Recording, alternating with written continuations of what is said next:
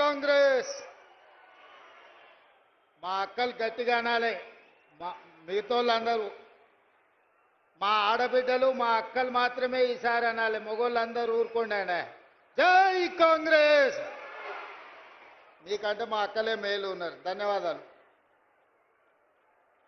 మిత్రులారా. కొల్లాపూర్ శాసనసభ నియోజకవర్గం జటప్రోల్లో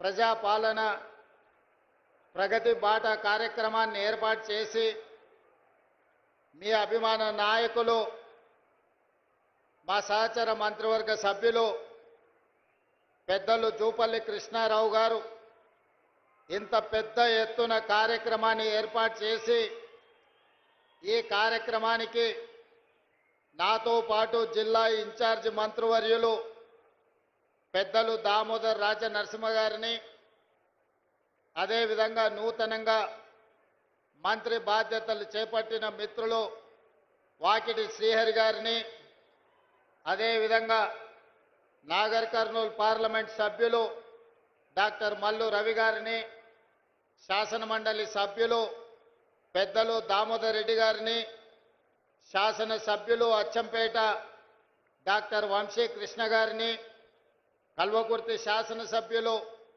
కసిరెడ్డి నారాయణ రెడ్డి గారిని, నాగర్ కర్నూలు శాసనసభ్యులు రాజేష్ రెడ్డి గారిని, వనపర్తి శాసనసభ్యులు మేఘారెడ్డి గారిని, దేవరకద్ర శాసనసభ్యులు జి మధుసూదన్ రెడ్డి గారిని, మహబూబ్ నగర్ శాసనసభ్యులు మిత్రులు ఎన్ఎం శ్రీనివాసరెడ్డి గారిని, నారాయణపేట శాసనసభ్యులు సోదరీమణిని డాక్టర్ పర్ణికారెడ్డి గారిని, జడ్చర్ల శాసనసభ్యులు మిత్రులు అనిరుద్ రెడ్డి గారిని, అదేవిధంగా షాద్నగర్ శాసనసభ్యులు పిఏసి చైర్మన్ ఈర్లపల్లి శంకర్ గారిని, అదేవిధంగా ఏఐసిసి సెక్రటరీ మాజీ శాసనసభ్యులు మిత్రులు సంపత్ కుమార్ గారిని, అదేవిధంగా గద్వాల నుంచి సరితా తిరుపతయ్య యాదవ్ గారిని, మాజీ జిల్లా పరిషత్ చైర్పర్సన్ గారు శివసేన రెడ్డి గారిని,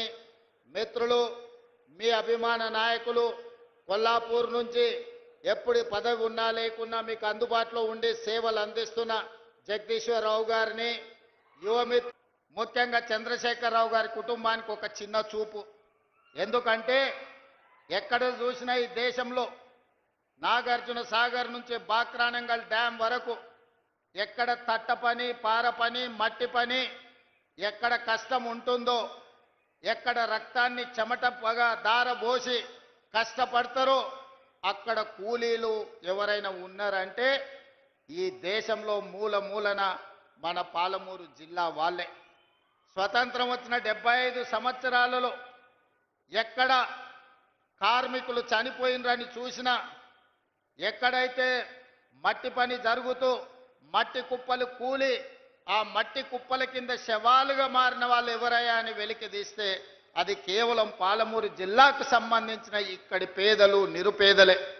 అందుకే ఆనాడు 2009 పార్లమెంట్ ఎన్నికల సందర్భంగా చంద్రశేఖరరావు గారు కరీంనగర్ జిల్లా ప్రజలు ఆయన నీతిని జాతిని గుర్తించి అక్కడి ప్రజలు ఓడించడానికి సిద్ధమైతే 2009లో దేశమంతా వలసపోయి మనం బ్రతుకుతుంటే మన దగ్గరికి చంద్రశేఖరరావు గారు వలస వచ్చిండు.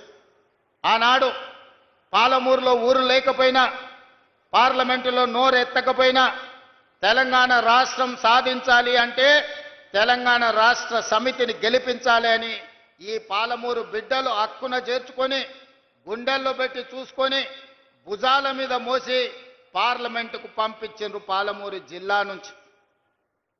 నేను పార్లమెంటు సభ్యునైనా తెలంగాణ రాష్ట్రాన్ని సాధిస్తానని ఢిల్లీకి పోయిన చంద్రశేఖరరావు పార్లమెంట్లో శ్రీమతి సోనియా గాంధీ గారు తెలంగాణ బిల్లు ప్రవేశపెట్టినప్పుడు హాజరు కాకపోయినా సోనియా గాంధీ గారు తెలంగాణ రాష్ట్రాన్ని ఇవ్వడం జరిగింది.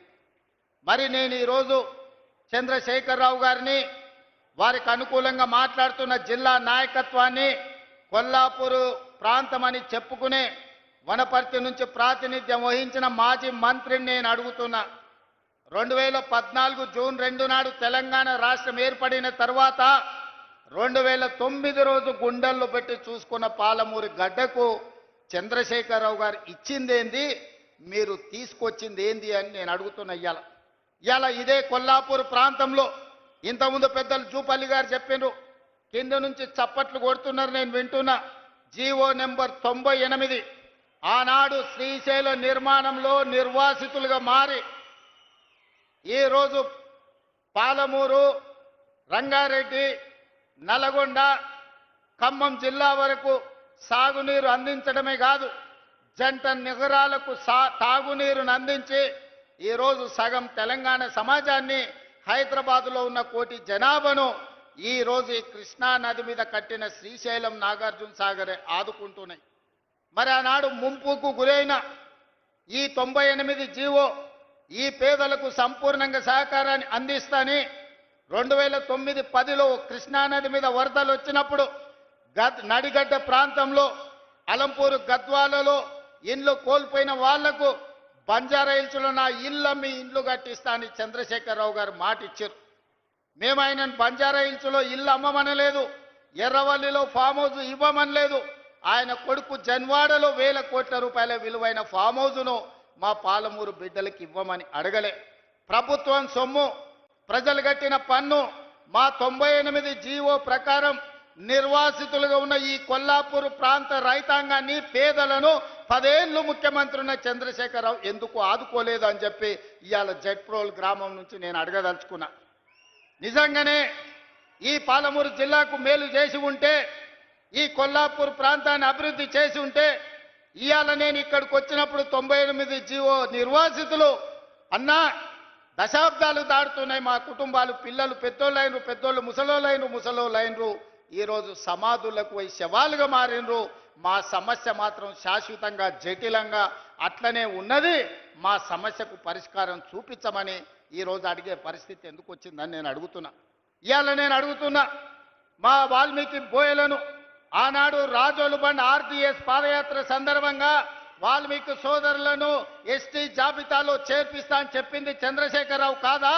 మరి ఇవాళ మా వాల్మీకి సోదరులు మళ్ళీ ఈరోజు గట్టు తిమ్మప్ప నాయకత్వంలో అందరూ వచ్చి వాల్మీకులను ఎస్టీ బోయలుగా మార్చండి అని ఇవాళ రిప్రజెంటేషన్ ఇచ్చే పరిస్థితి వచ్చింది. వీళ్ళే కాదు, మాదాసి కురవలు ఈరోజు అడుగుతున్నారు మాకు ఎస్సీ సర్టిఫికెట్ కావాలి అని.